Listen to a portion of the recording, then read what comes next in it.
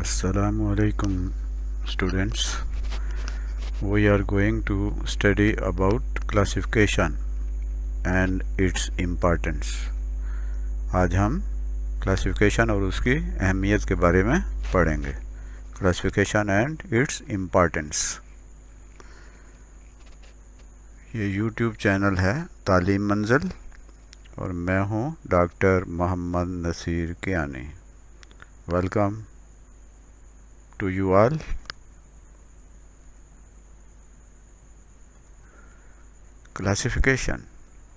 Classification क्या होती है? What is classification? आज हमने इस सवाल का जवाब देना है. What is classification?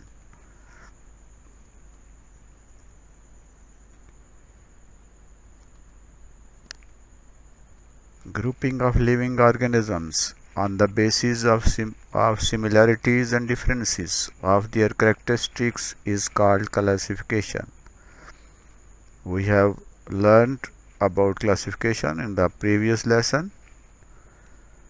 Grouping of living organisms on the basis of similarities and differences of their characteristics is called classification. जानदारों की जो मुमासलत होती हैं और जो उनमें फ़र्क होते हैं, उनकी बुनियाद पर हम जानदारों को ग्रुपों में तकसीम करते हैं, उनकी क्लासेस बनाते हैं. इसे क्लासिफिकेशन कहते हैं. इम्पॉर्टेंस क्या है? What is the importance of classification? ये क्यों हम करते हैं? क्लासिफिकेशन क्यों की जाती है? आइए देखें कि हम क्लासिफिकेशन क्यों करते हैं, इसकी इम्पॉर्टेंस क्या है. जी, number 1, it makes the study of organisms easier. Organism चूँकि बेशुमार हैं, जानदार बहुत ज़्यादा हैं, इसलिए उन सब को अलग अलग से पढ़ना, उनको स्टडी करना मुश्किल है. इसलिए जानदारों की, ऑर्गेनिजम्स की स्टडी को, उनके मताले को आसान बनाने के लिए हम उनको क्लासिफाई कर लेते हैं, हम उनकी क्लासिफिकेशन बनाते हैं.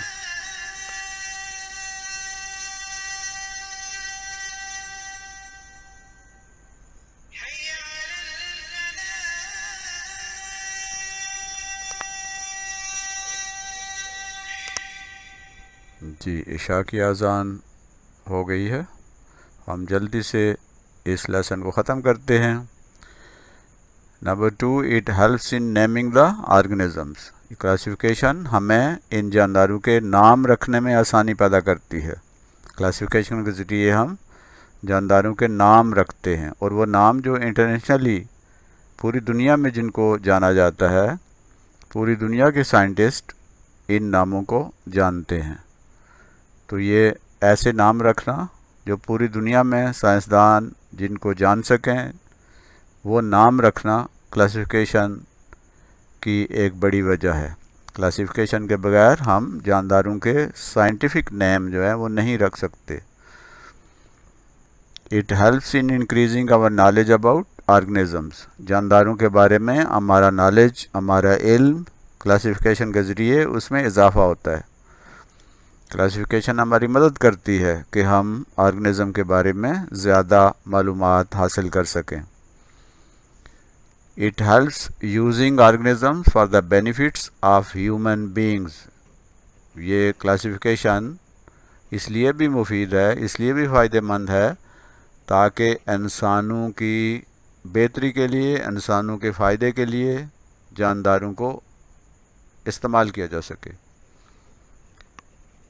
It helps to understand the inter relationship of organisms. मुख्तलिफ जो ऑर्गेनिजम्स हैं, मुख्तलिफ जो जानदार हैं, उनका आपस में इंटर रिलेशनशिप क्या है, उनका आपस में ताल्लुक़ क्या है, उनकी आपस में रिश्तेदारियाँ क्या हैं, ये जानना बहुत ज़रूरी होता है. इसके ज़रिए बहुत सी मुफीद काम लिए जाते हैं.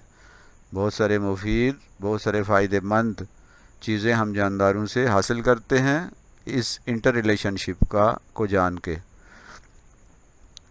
It helps to do research and to know more about organisms. हमें जानदारों के बारे में ज़्यादा जानना और उसके बारे में तहकीक करना हमारे लिए आसान हो जाता है जब हम क्लासीफाई करते हैं.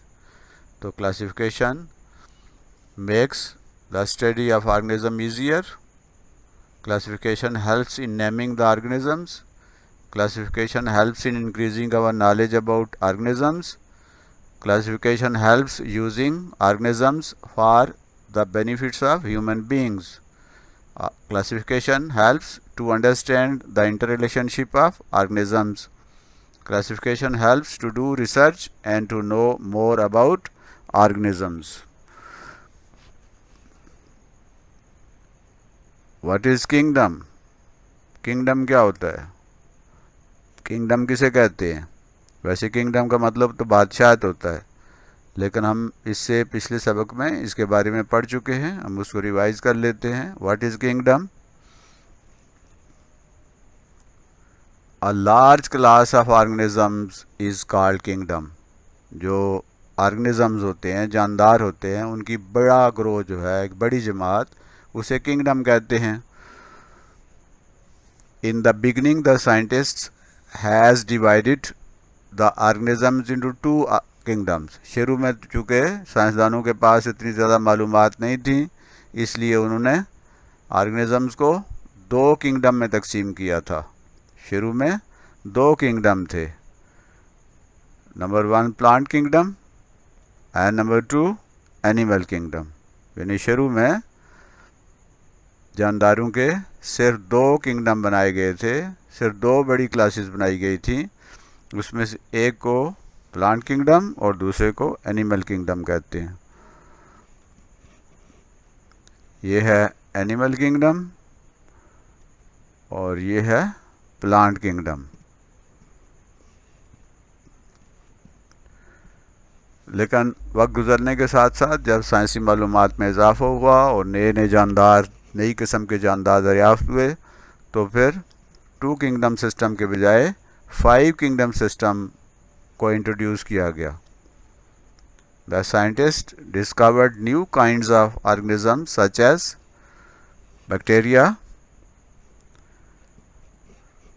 एल्गा या इसे एल्जी भी कहते हैं, एंड फंगी. ये नई किस्म के ऑर्गेनिज्म दरियाफ्त हुए जब जिनकी करैक्टरिस्टिक्स पौधों और जानवरों से नहीं मिलती थी, इनकी करैक्टरिस्टिक्स उनसे मुख्तलिफ थी.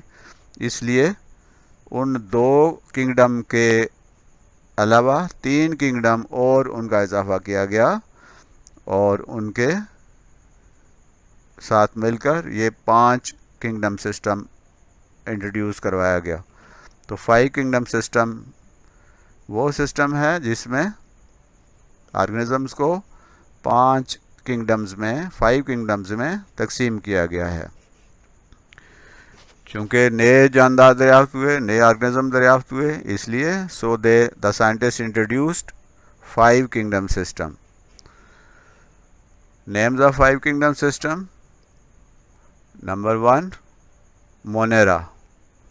इस किंगडम का नाम है मोनेरा. इसमें शामिल है बैक्टीरिया. एग्जाम्पल उसकी बैक्टीरिया है.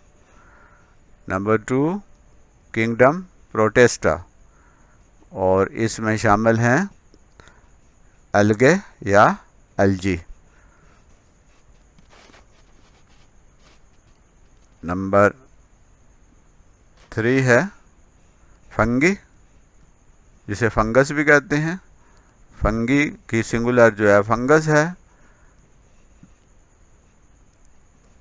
Number 4 kingdom animalia.